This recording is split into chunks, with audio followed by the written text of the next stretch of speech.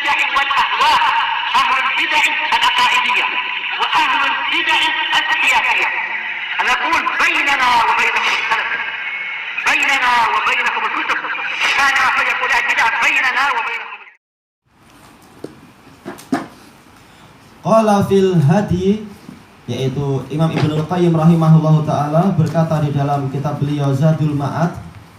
Ini yang ke-8, muka surat 12. Bukan itu nanti, kalau yang nggak usah dihapus yang ana sebutkan ini, tapi nanti numbernya dan setelahnya. Tapi yang Zadul Ma'ad ini adalah alam, kenapa anda nggak mendapatkan? Baik, kita baca dulu aja. Ibnul Qayyim mengatakan wa summiya sulhal Hudaybiyah fathan fil lughah. Dinamakan perjanjian Hudaybiyah, perdamaian Hudaybiyah itu sebagai kemenangan secara bahasa, ibaratan an fathil mughlaq. Karena dia itu adalah ibarat dari apa? Dibukakannya sesuatu yang terkunci. Wasulhul ladzi hasala ma'al musyrikina fil Hudaybiyah, sementara perdamaian yang terjadi bersama kaum musyrikin di dalam kisah Hudaybiyah itu kana babuhu masdudan mughlaqa. Semula pintunya itu tertutup dan terkunci, hatta fatahahullah, sampai Allah Ta'ala membukanya. Ya, karena sebelum itu dakwah sangat sulit di Mekah. Di Mekah selalu kaum muslimin diperangi. Tapi setelah terjadinya perjanjian Hudaybiyah, perjanjian apa itu damai selama 10 tahun, maka kaum muslimin bebas untuk apa? Untuk pergi ke Mekah dan mendebat orang-orang Mekah dan mengajak mereka dan menceritakan keajaiban-keajaiban yang mereka alami bersama Rasulullah, sehingga banyak orang Mekah yang masuk Islam. Maka menjadi apa? Pintu dakwah pun terbuka. Walaupun hanya berlangsung selama 2 tahun saja, karena setelah itu orang-orang kafir merusak perjanjian pada tahun yang ke-8 Hijriah itu. Tapi justru hal ini membuka pintu yang lebih besar lagi, yaitu apa? Terjadinya Fathu Makkah. Kemudian orang masuk Islam berbondong-bondong setelah apa? Setelah penduduk Makkah dikalahkan. Lebih besar bukan berarti Fathul Akbarnya adalah Fathu Makkah, tetapi apa? Pintu terbukanya Makkah jadi lebih besar lagi, karena Rasulullah jadi apa? Berjaya mudah untuk apa? Untuk menghancurkan seluruh berhala. Pada waktu Hudaybiyah tidak mampu beliau. Baik, kemudian kita lanjutkan, dan ini yang disebutkan oleh Ibnul Qayyim. Ana tidak dapatkan kalimat ini di dalam Zadul Ma'ad, boleh jadi di tempat yang lain. Adapun kisah perjanjian Hudaybiyah dan seterusnya dan panjang lebar pembahasannya itu memang ada di Zadul Ma'ad. Tentang apa? Kisah tahun yang ke-6 Hijriah itu. Wa qala Ibnu Katsir rahimahullah wal jumhur ala annal murada bil fathi hahuna fathu Makkah. Adapun jumhur ulama mereka berpendapat fathah yang disebutkan di sini adalah Fathu Makkah. Memang jumhur seperti itu. Dan ini Ibnu Katsir di nomor yang ana sebutkan tadi, yang ke-8 muka surat 12. Baik, kita lanjutkan qaulu al-Hudaybiyah ka Duwaihiyah. Boleh yaknya yang terakhir di tasdid, boleh tidak di tasdid. Duwaihiyah, yaitu apa? Si kecil yang cerdik. Waqad syuddid, terkadang di tasdid, yaitu yang tadi itu yaknya di tasdid. Baik, apa ini? Bi'run qurba Makkah intaha kama fil qamus, yaitu sebuah sumur yang ada di dekat Makkah. Apakah dia hanya berupa sumur? Enggak, tentunya maksudnya adalah suatu wilayah yang tidak terlalu luas. Karena biasa namanya di gurun-gurun pasir ada istilah apa itu? Oase atau oasis itu. Nah, di situ ada mata airnya, dan di sekelilingnya ada kebun-kebun kurma dan seterusnya. Lama-lama jadi banyak orang di situ dan banyak rumah lama-lama. Baik, selesai dari Qamus Al-Muhit. Fi hadhil ayah dalilun ala anna shadaqah wa kadzalika sairul a'mal. Ini menunjukkan ayat ini menunjukkan bahwasanya sedekah dan demikian pula seluruh amalan yang baik itu tatafadhalu bihasabiz zamani wal makan, yaitu bertingkat-tingkat sesuai dengan waktu dan tempat. Semakin besar keperluan umat terhadap perkara tersebut, maka perkara tersebut nilainya menjadi sangat tinggi. Demikian pula masalah tempat. Kalau di tempat itu memang sedang diperlukan, maka pahalanya lebih tinggi daripada kalau sedekah di tempat yang tidak terlampau memerlukan. Demikian pula masalah apa? Waktu yang suci atau waktu yang tidak suci, tanah suci atau tanah yang tidak suci, ini juga sangat berpengaruh terhadap kualiti amalan. Wa fiha dalilun ala fadlin nafaqati fi sabilillah. Dan di dalam ayat tadi ada dalil tentang keutamaan nafkah di jalan Allah. Wa fadlil jihadi fi sabilillah, dan keutamaan berjihad di jalan Allah. Wa fiha dalilun ala tafaduli sahabati ridwanullahi alaihim. Dan di dalam ayat tadi ada dalil tentang bertingkat-tingkatnya para sahabat, semoga Allah meridhai mereka. Ustudilla bihadhil ayah ala anna sahabata kullahum min ahlil jannah. Dijadikan ayat tadi sebagai dalil bahwasanya para sahabat semuanya adalah termasuk penduduk surga. Allah Ta'ala berfirman, wa kullahu wa'adallahul husna, dan mereka semua telah Allah janjikan surga. Tayyib.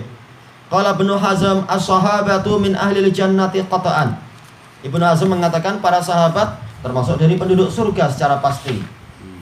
Wastadalla bihadhil ayah. Beliau berdalilkan dengan ayat ini dan juga ayat yang lain yang akan disebutkan sebagiannya itu. Qauluhu wa yuqaddimunal muhajirina 'alal ansar. Dan Ahlussunnah wal Jamaah mendahulukan muhajirin daripada ansar. Semuanya mulia, tapi yang paling mulia adalah muhajirin. Wa dzalika lima faddalahumullahu bih. Yang demikian itu dikarenakan perkara-perkara yang dengan itu Allah mengutamakan mereka. Apa perkara itu? Minal manzilati wasyarafi wa taqdim fi dzikr, yaitu dikarenakan posisi yang agung dan kemuliaan serta didahulukannya mereka di dalam penyebutan, wa rutbah, dan di dalam tingkatan. Kama qala subhanah, sebagaimana firman Allah Subhanahu, was-sabiqunal awwalun minal muhajirin wal ansar, didahulukan muhajirin. Walladzina taba'uhum bi ihsan radhiyallahu anhum wa radu'an wa a'adda lahum jannatin tajri tahtahal anhar. Semuanya memang dijanjikan masuk surga. Wa qala lil fuqara'il muhajirin alladzina ukhriju min diyarihim wa amwalihim yabtaghuna fadlan minallahi wa ridwana. Yaitu harta rampasan perang itu adalah untuk para fuqara dari kalangan muhajirin dan orang-orang yang mana mereka itu diusir dari negeri-negeri mereka dan dari harta-harta mereka. Yang mereka itu adalah mencari apa? Karunia dari Allah dan keridhaannya. Allah Ta'ala tahu niat mereka adalah baik. Tayyib, dua kali Allah Ta'ala menyebutkan, sebagaimana disebutkan dalam ayat-ayat tadi, apa itu? Mendahulukan muhajirin daripada ansor. Ada nggak ayat yang lain? Ada, ayat yang ketiga, yaitu di dalam apa? Surat At-Taubah, yang mana Allah Subhanahu wa Ta'ala berfirman, laqad bukan laqad, apa itu? Ya, laqad, betul. Laqad taballahu 'alan nabiyyi wal muhajirin wal ansari alladziina taba'uhu fi sa'atil usrah. Sungguh Allah Ta'ala telah menerima taubat bagi nabi dan juga bagi muhajirin dan ansar yang mengikuti beliau pada suasana yang sulit itu, yaitu pada waktu perang Tabuk tahun ke-10 Hijriah itu. Didahulukan muhajirin baru kemudian ansar. Tayyib, qauluhu wal muhajirin wa humul ladzina hajaru min Makkah ilal Madinah. Intaha Pastolani. Muhajirin adalah orang-orang yang berhijrah dari Mekah ke Madinah. Ini muhajirin secara syar'i yang disebutkan dalam dalil-dalil tadi dari kalangan para sahabat itu. Walaupun sampai sekarang orang yang hijrah namanya juga muhajirin. Baik, selesai dari syarah Sahih Bukhari karya Al-Qastolani. Wa qala fil Fath, Ibnu Hajar mengatakan wal muradu bil muhajirin man adal ansor. Yang dimaksudkan dengan muhajirin adalah yang selain ansor. Wa man aslama yaumal fath. Demikian pula orang yang, yaitu selain orang yang masuk Islam pada waktu Fathu Makkah wa halumma jarra, dan seterusnya. Tayyib. Wal hijratu huna lughatan at-tark. Hijrah secara bahasa adalah meninggalkan. Wa syar'an huwa al-intiqalu min baladi syirki au baladin taghlibu fihi ahkamul bid'il mudillah ila baladil Islam awis sunnah.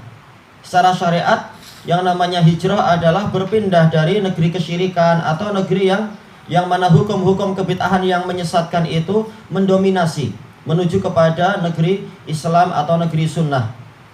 Tayyib.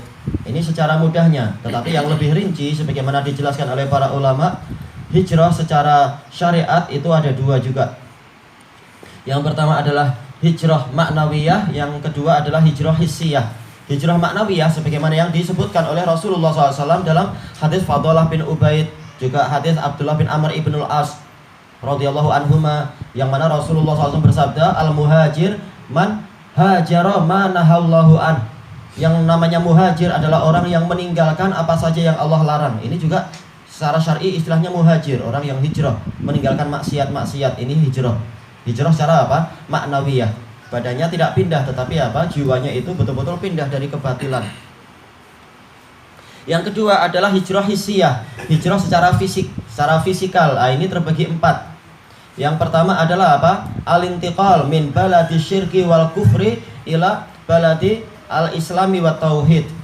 At-tauhid wal islam, yaitu berpindah dari apa? Negeri kekufuran dan kesyirikan kepada negeri Islam. Ini seperti yang dialami oleh para sahabat, berpindah dari Mekah ke Madinah. Yang kedua adalah al-intiqal min baladit ta'ah min baladil maksiyah ila baladit ta'ah, berpindah dari negeri kemaksiatan kepada negeri ketaatan. Dan ini yang disebutkan di dalam Sahih Bukhari Muslim dari hadisnya siapa itu? Abi Sa'id Al-Khudri radhiyallahu an, tentang apa? Kisah pembunuh 100 orang itu, yang mana si alim ini berkata kepada si pembunuh yang ingin bertaubat, mengatakan apa itu? Memerintahkan untuk pergi dari negerimu itu. Kemudian apa? Fa inna qaryata qaryatus su, karena negerimu ada, desamu itu adalah desa yang buruk. Walakin ilhaq bi qaryatika wa kadza fa inna biha unasan ya'buduna Allah fa'budillaha ma'ahum. Hendaknya engkau pergi ke desa yang begini dan begini, karena di sana ada sekelompok orang yang beribadah kepada Allah, maka beribadahlah pada Allah bersama mereka. Nah, ini adalah pindah dari apa? Dari negeri kemaksiatan kepada negeri ketaatan. Yang ketiga adalah al-intiqal min baladi al-bid'ah ila baladi sunnah, berpindah dari negeri bid'ah kepada negeri sunnah. Dan ini yang disebutkan oleh Ali Al-Qari di dalam kitab beliau Mirqatul Mafatih.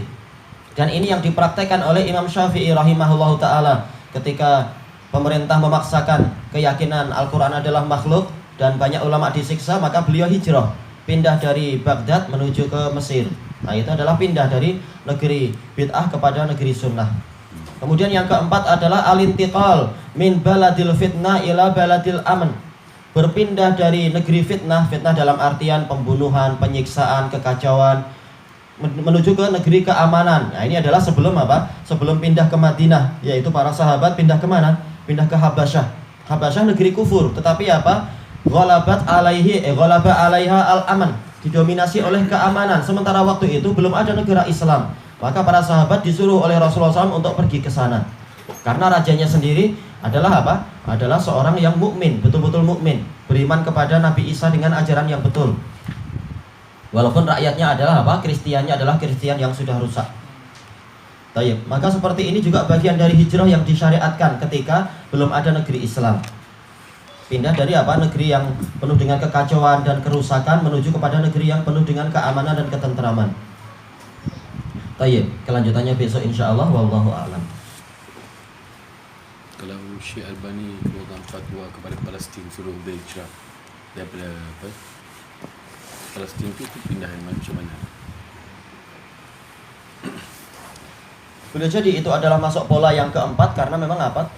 Tidak mampu, kaum muslimin tidak mampu untuk menghadapi orang-orang Yahudi di wilayah tersebut, di waktu tersebut, maka hendaknya mereka hijrah.